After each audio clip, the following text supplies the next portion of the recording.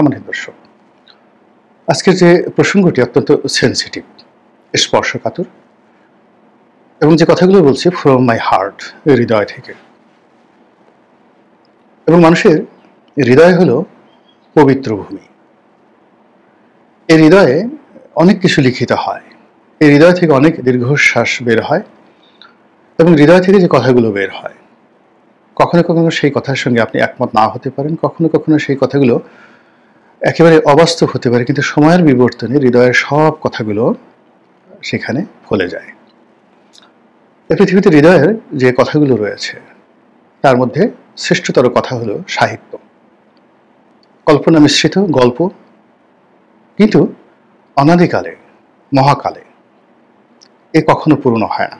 ৫,০০০ বছর আগে রচিত মহাভারত, প্রাচীনকালে সেই ইলিয়াড ওডিসি, কিংবা ধরুন সেই শাহনামা, কিংবা আমাদের দেশে যে বিষাদ সিন্ধু, মেঘনাদ বধ কাব্য, বা যত অন্য ছোট ছোট গল্প কবিতা রয়েছে, পাঠে আমার মন বসে না কাঁঠাল চাপার গন্ধে।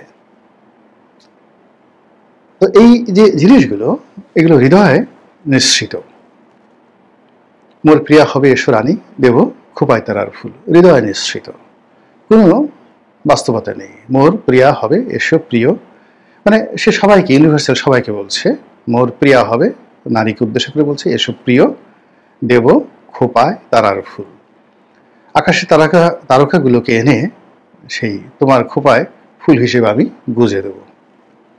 এখন চিন্তা করেন যে কবি যখন লিখেছিলেন এই কথা, তিনি এই তারকারাজির যে সোলার পাওয়ার, ওটাকে তিনি মিন করেননি। বিন্দু বিন্দু জ্বলছে এবং দূরে আকাশে সেটা যে ফুলের মতো প্রভাব বিকরণ করছে, সেটাকে তিনি মিন করেছেন। তো সেই যে প্রিয়াকে সেই তারা গুজে দেবেন, এই লোভে কত প্রিয়া যে কবির প্রেমে পড়ে যায়, বা ওই গান শুনে এখন পর্যন্ত কত মানে প্রেমিকা যে প্রেমে পড়ে যায়, যেটা আপনি ১,০০০ কোটি টাকা বাস্তব সোনা দানা দিয়েও সেটা পারবেন না।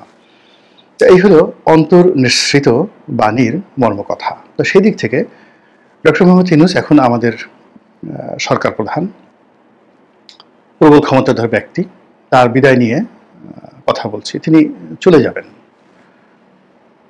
কেন যাবেন, কখন যাবেন এবং কিভাবে যাবেন? আপনি একবার চিন্তা করুন তো, এই কথাগুলো কি আপনার মনে আসে না এখন? নাকি আপনি চিন্তা করেন যে আজীবন তিনি ক্ষমতায় থাকবেন এবং এখন যেভাবে চালাচ্ছেন ওভাবে চলবেন, আর আপনিও তার অধীনে এখন যেভাবে চলছেন ওভাবেই আপনার জীবন চলতে থাকবে? গত ১ বছরে যেভাবে আপনার জীবন ধারাবাহিকভাবে উন্নতি হয়েছে আপনার জীবনে, অথবা আপনার জীবনের যে অবনতি হয়েছে, ডক্টর মোহাম্মদ ইউনূসের কল্যাণে আগামী দিনগুলোতে আপনার এই কল্যাণ অকল্যাণ, উত্থান বা পতন, এটা অব্যাহত থাকবে এবং আপনি বিকল্প কোনো কিছু চিন্তা করছেন না।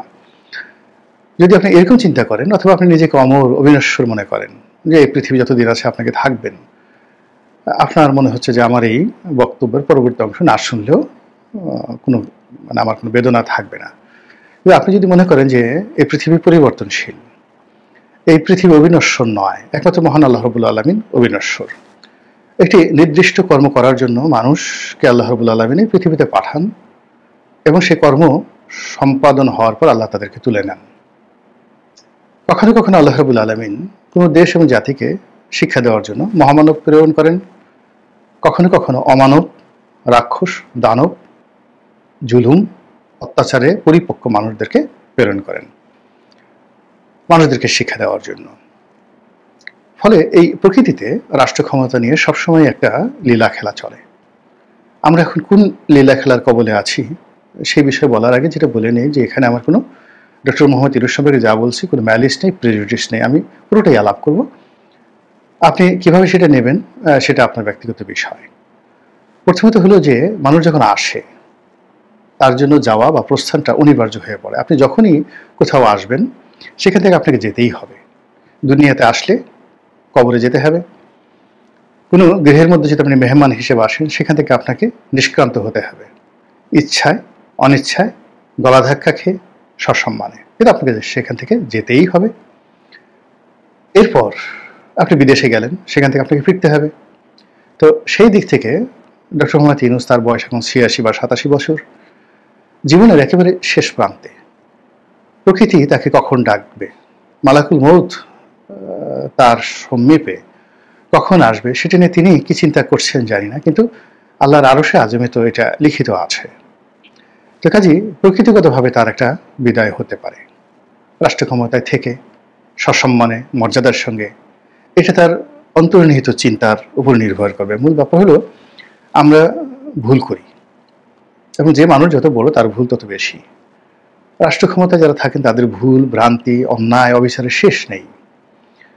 এটা আল্লাহ রাব্বুল আলামিন সাধারণত ক্ষমা করে দেন। কিন্তু একটা মানুষ সেই দরিদ্র অবস্থা থেকে একেবারে রাজাধিরাজ যখন হন, মহাবিচারপতি হন, প্রধান বিচারপতি হন, খুব সেন্সিটিভ যে পদগুলো, যার সঙ্গে আল্লাহর নেয়ামত, শুকরগুজারি এবং আল্লাহর আরশে আজিম এর যে সম্পর্ক, একেবারে নিবিড় সম্পর্ক, বিচারকের পদ, রাষ্ট্রপ্রধানের পদ, এই পদগুলো, শাসকের যে পদ, এটা আল্লাহর জাত এবং সিফাতের সাথে সম্পৃক্ত। তো কাজেই এই পদ পদবী ব্যবহার করে যখন কেউ অন্যায় করে, অবিচার করে, জুলুম করে, অত্যাচার করে, মহান আল্লাহ রাব্বুল আলামিন গোস্বায় তিনি কাঁপতে থাকেন, এবং তার সেই গোস্বার ফলে যে পতন অনিবার্য হয়ে যায়, এই পৃথিবীতে সেই পতন কেউ ঠেকাতে পারে না। এখন মানুষ যখন সচরাচর ভাবে এই সকল পদ পদবীতে থেকে কজ অফ অ্যাকশন, একটা ঘটনা ঘটেছে, সেই ঘটনা সামাল দেওয়ার জন্য সে অন্যায় করেছে। আপনি দেখলেন অন্যায়, কিন্তু আল্লাহর দৃষ্টিতে আল্লাহ দেখলো যে এই মানুষটিকে 1000 বা 500 লোক ঘেরাও করে ফেলেছে রামদা হাতে নিয়ে, এখন একে মেরে ফেলবে। তো সে লোকের হাতে যদি একটা পিস্তল থাকে, সে যদি সেখান থেকে দুটো ব্ল্যাঙ্ক ফায়ার করে, কারো পায়ে গুলি করে, আত্মরক্ষার্থে আরও ম্যাসিভ অ্যাকশন নেয়, এবং সেখান থেকে যদি সে বেঁচে যায়, তাহলে আপনার কাছে সে খুনি পরিচালিত হবে। কিন্তু আল্লাহর দরবারে আল্লাহ তো উপর থেকে দেখছে, যেটাকে আমরা এখন ইগল আই বা বার্ডস আই বলি। তো উপর থেকে যখন তিনি দেখছেন, তিনি 4D অ্যাঙ্গেল, একেবারে চারিদিক থেকে যে ঘটনা দেখছেন, বিশ্লেষণ করছেন, সেখানে তিনি উদ্দেশ্য দেখেন, মহৎ কর্মগুলো দেখেন, এবং ওই যে ওই দিন বা ওই সময়ের যে প্রেক্ষাপট, সেটার উপর নির্ভর করেন। এবং সেখানে যদি তার মানসিক কোনো স্বার্থ থাকে, ম্যালিস থাকে, প্রেজুডিস থাকে, শত্রুতা থাকে, ঈর্ষা থাকে, তাহলে সে যত ভালো কাজ করুক না কেন, তিনি আল্লাহর দরবারে ক্ষমা পান না। আর যত মন্দ কাজই করেন না কেন, যদি এগুলো না থাকে, তিনি আল্লাহর দরবারে ক্ষমা পাবেন। তো সেই দিক থেকে ডক্টর মোহাম্মদ ইউনূস এখন যেখানে বসে আছেন, তার যে অন্তর, এই অন্তর তিনি ছাড়া আসলে কেউ জানেন না। এই পৃথিবীর দ্বিতীয় কোনো মানুষ জানেন না, আর জানেন অন্তর্যামী মানে মহান আল্লাহ রাব্বুল আলামিন। তো তিনি যদি এখানে থেকে চলে যান, যদি অসম্মানভাবে বা মর্যাদাহানিকরভাবে বেইজ্জতি হয়ে তাকে এখান থেকে যেতে হয়, তাহলে ধরে নেবেন যে তার চিন্তা খারাপ ছিল, চরিত্র খারাপ ছিল, এবং লোক তিনি ভালো ছিলেন না। আর যদি সসম্মানে তার বিদায় হয়, প্রস্থান হয়, সেটা মৃত্যু হোক, পদ পদবী থেকে হোক, তাহলে এই যে তার যত ব্যর্থতা বলেন না কেন, আপনি ধরে নেবেন যে তিনি লোকটি বড়ই ভালো ছিলেন। এবং তার এই বিদায় এবং অন্তর্ধানে, সেটা মৃত্যু হোক বা রাষ্ট্র ক্ষমতা থেকে তার বিদায় হোক, তার বিদায়টা যদি সম্মানজনক হয়, তাহলে ধরে নিতে হবে যে আমরা একটা বড় নিয়ামত হারিয়েছি। এটাই বাস্তবতা। অতীতে জাস্টিস সাহাবুদ্দিন এবং বিচারপতি হাবিবুর রহমান, এই দুজনের বিদায় সমস্ত রাষ্ট্রপ্রধানদের মধ্যে সবচেয়ে সম্মানজনক, মানে সরকার প্রধানদের মধ্যে সবচেয়ে সম্মানজনক এবং মর্যাদাময় ছিল। তো ওইরকমভাবে ডক্টর মোহাম্মদ ইউনূসের বিদায় যদি হয়, তাহলে ধরে নিতে হবে যে তিনি একজন ভালো মানুষ ছিলেন।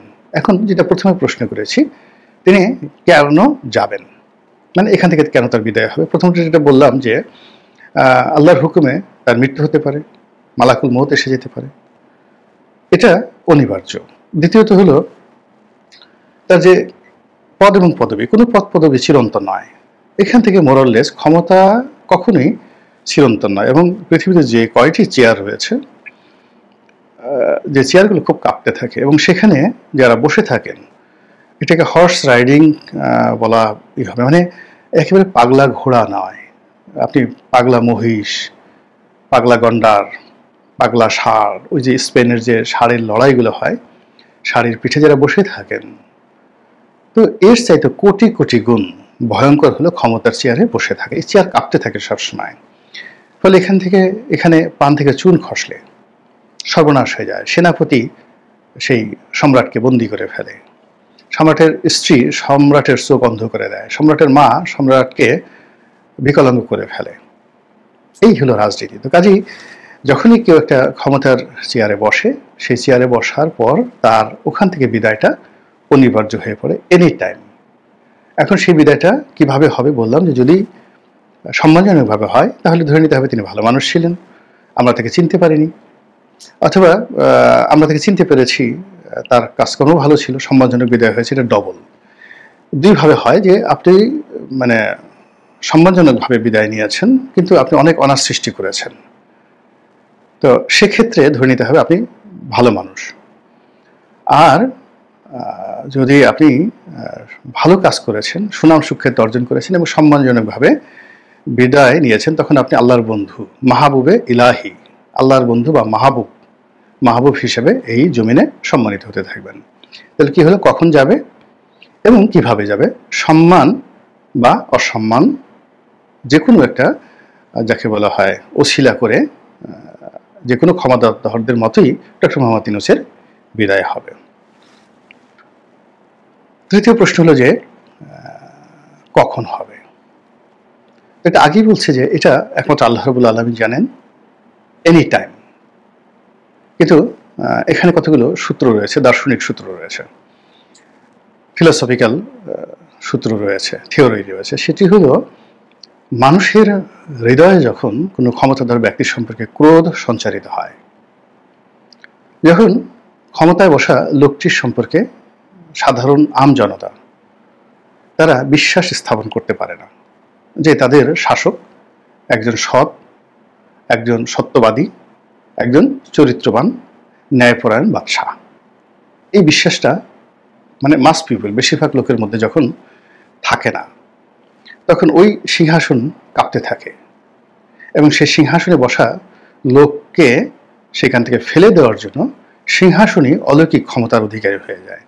অর্থাৎ রাজনীতি বলেন, রাষ্ট্র ক্ষমতা বলেন, তার চারিপাশে এমন কতগুলো উপলক্ষ তৈরি হয়, এমন কতগুলো ঘটনা তৈরি হয়, এমন কতগুলো বিষয় তৈরি হয়ে যায়, সাধারণ মানুষ না চাইলেও কেবলই মাত্র রাজনীতি, রাষ্ট্র ক্ষমতা এবং সিংহাসন, সেখানে জটিল রসায়নের কারণে সিংহাসন থেকে ছিটকে পড়তে হয়।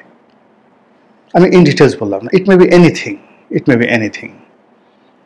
তো এই যে মানুষের মনের যে দীর্ঘশ্বাস, হতাশা, এটার কারণে দেখা যাচ্ছে যে একজনের পতন, একজনের বিদায় খুব দ্রুত এগিয়ে আসে। আবার এটা রিভার্স। ধরুন আল্লাহ রাব্বুল আলামিন আপনার ভাগ্যে রেখেছে আপনি 2 বছর ক্ষমতায় থাকবেন, কিন্তু ক্ষমতায় বসে আপনার হেদায়েতের দরজা খুলে গেল, আপনি কোনোদিন নামাজ কালাম পড়েননি, এখন আপনি সারাক্ষণ তাহাজ্জুদ নামাজ পড়েন, আপনি কোনোদিন কাঁদেননি। এই দুনিয়াতে আল্লাহ আপনাকে এত নিয়ামত দিয়েছে, এই নিয়ামত ভোগ করে করে আপনার, যাকে বলা হয়, হৃদয় কঠিন হয়ে গেছে, কান্না আপনার প্রয়োজন পড়েনি, কিন্তু আপনি ক্ষমতার চেয়ারে বসে কৃতজ্ঞতায় আপনার হৃদয় নরম হয়ে গেল, তুলতুলে হয়ে গেল, এবং আপনি উঠতে বসতে শুকরগুজার হন, চোখ দিয়ে ঝরঝর করে পানি পড়ে। আল্লাহর মানুষ, আপনি এই ক্ষমতায় বসার পর, আগেও অনেক মানুষ আপনাকে সালাম দিত, কিন্তু ক্ষমতায় বসার পর আপনাকে সালাম দেয়, সিলুট দেয়, এগুলো দেখে আপনি নীরবে অশ্রু বিসর্জন করেন যে হায় আল্লাহ, আমি তো একই মানুষ, একই গুনাহগার বান্দা তোমার, একই কৃতদাস। এই 2 দিন আগে কেউ আমাকে সেলুট দিত না, এখন আমি ক্ষমতায় বসছি, এ রাজকোষ আমার হুকুমে চলে, এ রাজাস্ত্র আমার কথায় গুলি করে, আমার কথায় গুলি বন্ধ করে। এই ক্ষমতা তো কিছু নয় আল্লাহ, এ তো তোমার হুকুম মাত্র। তুমি একটা হুকুম দিয়েছো যে এই ক্ষমতা গোলাম মোল্লা রনির দাসত্ব করো, আর সেদিন থেকে আল্লাহ আমি যে তোমার দাস, ক্ষমতাও তোমার দাস, এই 2 দাসের সম্মিলনে আমি একটা রাষ্ট্র ক্ষমতা পেয়েছি। আল্লাহ যা কিছু হচ্ছে আলহামদুলিল্লাহ, সকল শুকরিয়া তোমার দরবারে, সকল প্রশংসা তোমার দরবারে। এভাবে যখন আপনি কাঁদতে থাকবেন, আমি কাঁদতে থাকবো, তখন সেই 2 বছরের ক্ষমতাটা কখনো কখনো 20 বছর হয়ে যেতে পারে। এটা হলো আধ্যাত্মিকতা। তৃতীয়ত হলো যে আপনি আপনার যে কর্ম, সারাক্ষণ আপনার যে দৈনন্দিন কর্ম, অর্থাৎ প্রাকৃতিক কর্ম, অপ্রাকৃতিক কর্ম, জৈবিক কর্ম, এখানে খাওয়া দাওয়া, শারীরিক সঙ্গম থেকে শুরু করে পোশাক আশাক, আর অনেক কিছু, আপনার যে কোনো কর্মের চাইতে যখন আল্লাহর বান্দাদের সেবা করা, তাদেরকে সাহায্য করা আপনার জন্য বেশি গুরুত্বপূর্ণ হয়ে পড়ে। এবং বান্দাদের চিন্তা মানে মাখলুকের চিন্তায় আপনি ঘুমাতে পারেন না। ঠিক সেই সময়টাতে আল্লাহ রাব্বুল আলামিন আপনার দোষ ত্রুটিগুলো তার আপন, যাকে বলা হয় শক্তিমত্তার বলে, তিনি মানুষকে ভুলিয়ে দেন, মানুষের দৃষ্টি অন্ধ করে দেন, তারা কেউ আপনার দোষ ত্রুটি দেখতে পায় না। আর আপনার যে গোপন কর্ম রয়েছে, ভালো কর্ম রয়েছে, সেগুলোকে মানুষের সামনে কিংবদন্তি হিসেবে আল্লাহ প্রচার করে দেন, হয়ে ওঠেন আপনি কিংবদন্তির মহানায়ক। যেমন ধরুন হযরত ওমর রাদিয়াল্লাহু তাআলা আনহু, তিনি গভীর রাত্রে বাইতুল মাল থেকে সেই আটার বস্তা, ময়দার বস্তা নিয়ে, বা কখনো তার স্ত্রীকে নিয়ে, কখনো তার পুত্রকে নিয়ে তিনি যে মদিনার রাস্তায় রাস্তায় ঘুরে বেরিয়েছেন, কখনো কোনো প্রসূতি মাকে ধাত্রী সেবা দিয়েছেন, কখনো অনাহারী কোনো পরিবারকে খাবার সরবরাহ করেছেন, হয়তো একদিন, হয়তো 2 দিন, হয়তো 1 সপ্তাহ, কিন্তু তার সমস্ত কর্মের উপর সেই কিংবদন্তিগুলো প্রতিষ্ঠিত হয়ে গেছে। বাংলাদেশের এত রাষ্ট্রপতি এলো, রাষ্ট্র ক্ষমতা এলো, তাদেরকে নিয়ে তো আমরা কেউ গল্প বলতে পারলাম না। শেখ হাসিনা, খালেদা জিয়া, এরশাদ, তারপরে জিয়াউর রহমান, বঙ্গবন্ধু শেখ মুজিবুর রহমান, তারা এইভাবে গভীর রাত্রে আটার বস্তা বাঁধায় নিয়ে পকেটে টাকা খরচ করে কোথাও গিয়ে এরকম অতি আশ্চর্যজনক একটি কাজ করেছেন। এই কথা হয়তো তারা করেছেন, কিন্তু তাদের ওই কর্মটা এতটা বেনিভোলেন্ট ছিল না, যার কারণে আল্লাহ রাব্বুল আলামিন ওটাকে এই জমিনে অমরত্ব দান করবেন। আপনি দেখুন আদ জাতির কাহিনী, সামুদ জাতির কাহিনী, ফিরাউনের কাহিনী, যেভাবে এখানে অমরত্ব হয়েছে পৃথিবীবাসীকে শিক্ষা দেওয়ার জন্য, একইভাবে যুগে মহাযুগে, সে কত আগে বাদশাহ সুলাইমান ইতিহাস গল্প লিখেছে, the tale of King Solomon, বা the tale of King David, Hazrat Daud আলাইহিস সালামের কাহিনী। তো ইতিহাসে খুঁজে পায় না যে ইতিহাসে ঠিক কত সনে, কোন সময়টিতে কিং সলোমন ছিলেন, কত সনে, কোন সময়টিতে দাউদ ছিলেন। কিন্তু আল্লাহ রাব্বুল আলামিন তাদের সুকর্মগুলোকে এমনভাবে খ্যাতি দান করেছেন যে 5000 বছর আগে যে সকল রাজা মহারাজা ছিলেন এবং যাদের নিখুঁত ইতিহাস রয়েছে, কিন্তু তাদের নাম আমরা জানি না। যেমন আপনারা কি সেই মহান শাসক সারগন, পৃথিবীকে বলা হয় first emperor of the world, পৃথিবীর প্রথম মহারাজা সারগন দ্য গ্রেট, বলেন তো কয়জন নাম জানেন? চীনের প্রথম সম্রাট, আজকের যে ইউনিফাইড চীন, এই চীনটাকে একত্রিত করে প্রথম যিনি সম্রাট হয়েছিলেন শি হুয়ানটি, আপনার কয়জন তার নাম জানেন বলেন? তো দেখেন, তাদের নাম আপনি জানেন না, কিন্তু আপনি হযরত ইউসুফ আলাইহিস সালামের নাম জানেন, হযরত দাউদ আলাইহিস সালামের নাম জানেন, হযরত ইব্রাহিম আলাইহিস সালামের নাম জানেন, তারপরে বাদশাহ সুলাইমানের নাম জানেন। এটা আল্লাহর একটা কুদরত, তাদের কর্মকে আল্লাহ মহিমান্বিত করেছেন এবং কোনো রকম ইতিহাস ছাড়া, ঐতিহাসিক দালিলিক প্রমাণ ছাড়া তাদের চরিত্রকে এবং কর্মকে এই জমিনের বুকে কিংবদন্তি করে তুলেছেন। এই হলো রাষ্ট্র ক্ষমতায় যে আপনার সৎ চিন্তা, সৎ চরিত্র এবং সৎকর্মের প্রতিদান।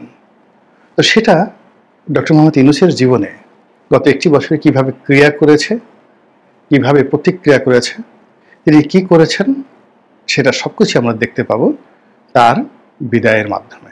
মহান আল্লাহ আমাদের সবাইকে হেদায়েত দান করুন এবং হেফাজত করুন। আসসালামু আলাইকুম ওয়া রাহমাতুল্লাহি ওয়া বারাকাতুহু।